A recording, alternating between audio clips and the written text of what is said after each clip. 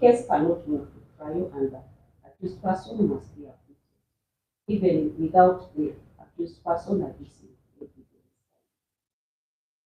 The court will first determine whether a prima facie case has been established against A1 on the indictment.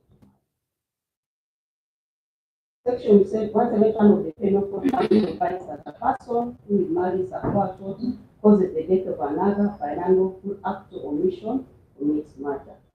The prosecution was required to provide evidence to support the following ingredients: that there was death of a person, that the death was caused unlawfully, that the death was caused with malice aforethought, and that this person participated in it. On death of a person, in the case of Uganda versus Locheto, Michael and others, court held that death may be proved by production of a post-mortem report or by evidence of witnesses stating that they knew the deceased, saw the body, or attended the trial. Dr. Ambayo Richard, who conducted the postmortem, tendered PE4, which was the postmortem report confirming that the deceased died. Furthermore, PW9, Naomi Nyangweso, a sister to the deceased, confirmed seeing her brother's dead body and that she attended the trial. The defense in their submissions proceeded that the deceased, that Henry Katanga died. The ingredient of death, the prosecution therefore has adduced sufficient evidence to support the ingredient of death. The second ingredient on which the prosecution is required to adduce evidence is the unlawfulness.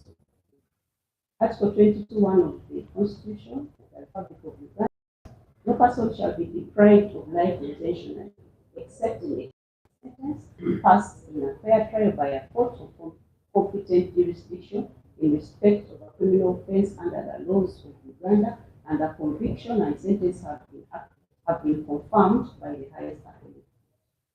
It is also presumed by law that homicide, the killing of a human being by another, is caused unlawfully unless it is accidental or it was authorized. That was the case of Republic versus Musambazi, son of December 1948, volume 15, East African Court of Appeal, page 65. PW7, Ambayo Richard, testified that upon conducting the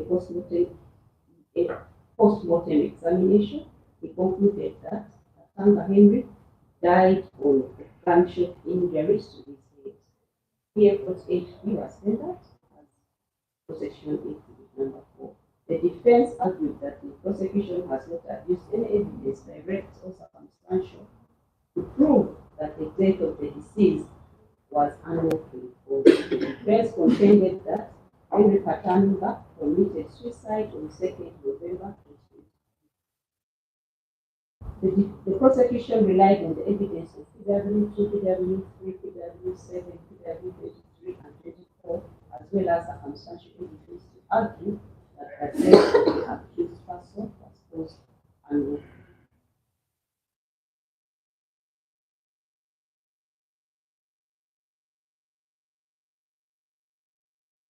PW2, Mr. Samuel, had testified that on 2nd November, he was called by A2 who informed him that someone had committed suicide at their home by shooting himself.